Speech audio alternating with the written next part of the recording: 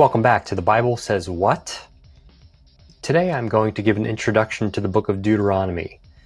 Most of this book was written by Moses around the year 1400 BC at the end of the 40-year wandering in the desert by the Jewish people when they were camped on the east side of the Jordan River. The last chapter recording Moses' death was added shortly thereafter by an unknown author. Deuteronomy is a book where Moses restated God's commands to a new generation of people. Moses communicated much of this information to the Jewish people about 40 years before in Exodus and Leviticus to the previous generation, but that generation decided to reject God's words.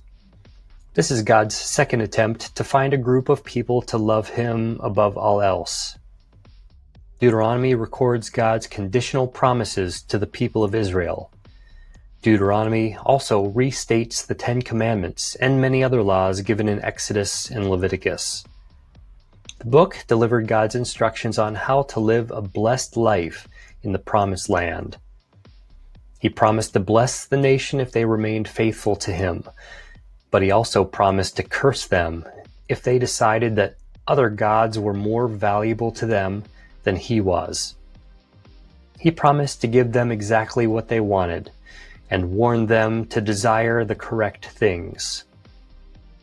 God did this previously at Mount Sinai, and the people decided that they did not want God to be their father. They did not think He was worth their time. So God was trying a second time with the Israelites who were too young to have participated in the last decision. In Deuteronomy chapters 1 through 3, Moses rehearsed what happened from the time the people of Israel left Mount Sinai until they camped in the valley by Mount Nebo. In chapters 4 through 11, Moses instructed the children of Israel regarding what they were supposed to do when they entered the new land.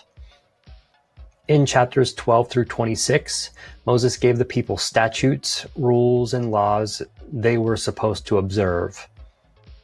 In chapters 27 through 30, Moses told the people why it was important to obey the Lord. If they did, they would be blessed. If they did not, they would be cursed.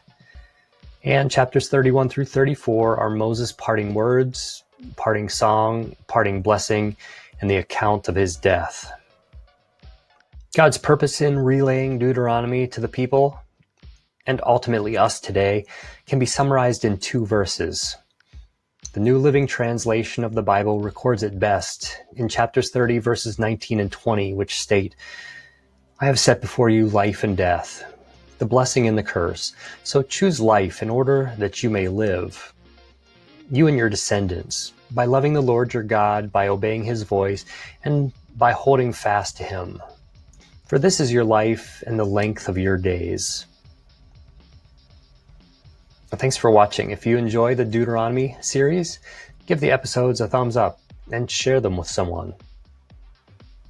See you next time.